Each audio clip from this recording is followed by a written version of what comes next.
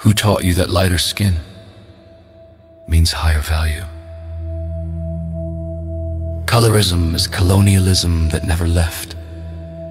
Africa is fighting itself in mirrors.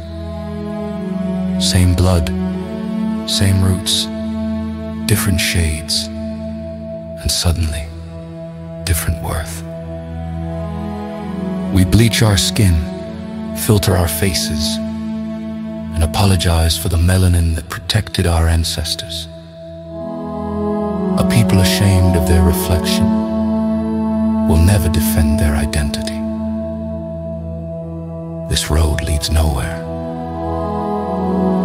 Self-rejection is not progress.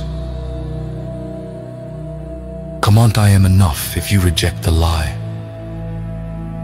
Share this with someone who needs it.